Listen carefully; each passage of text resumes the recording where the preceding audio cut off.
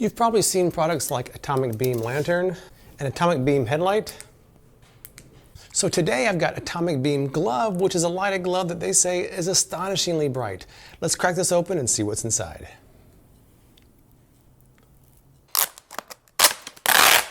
The instructions and this glove. That's it. That's all I'm seeing. That's all it is. Not much to it. So the first thing you do is slide the battery cover off, which is right here. And it takes 2 AAA batteries, not included.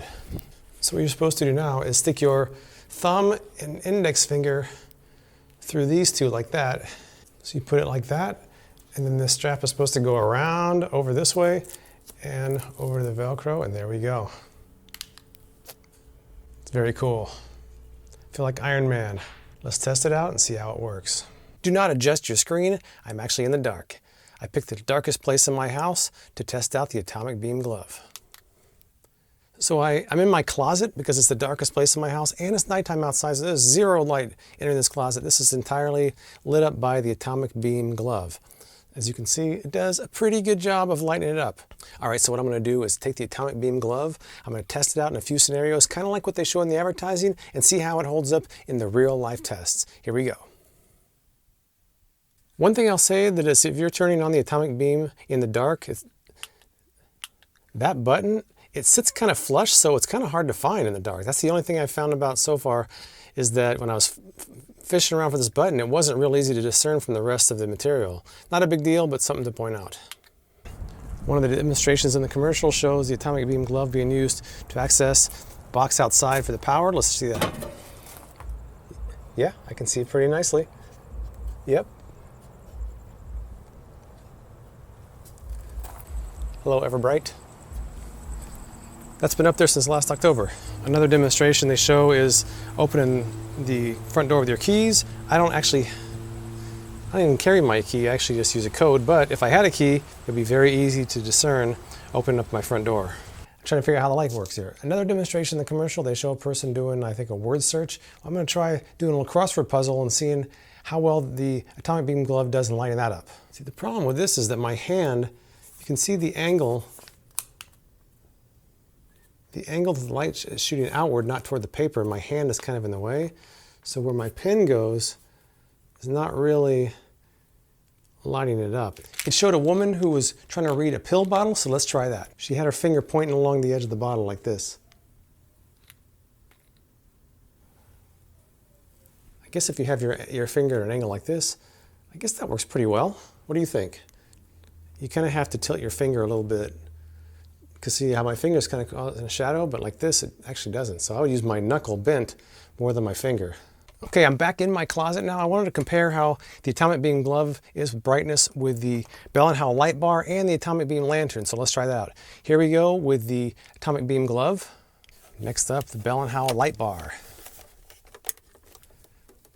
Bell & Howell light bar, significantly brighter. And the atomic beam lantern, also significantly brighter. I think the atomic beam glove isn't as bright as those, but it still does a pretty good job. All right, here's another example. Say it's in a dark room, you don't have any light. You need to change your outlet cover, you need a screwdriver. Just put in your atomic beam glove, much brighter. Screwdriver in hand. See, this to me is better than the pencil when I was doing the crossword puzzle because your knuckles are already bent and it's shining the light perfectly at your target. So I think when your knuckles are bent, it's actually going to show the light more at your target than when you're drawing and the fingers are in the way. One thing I also noticed is that when I take the glove off,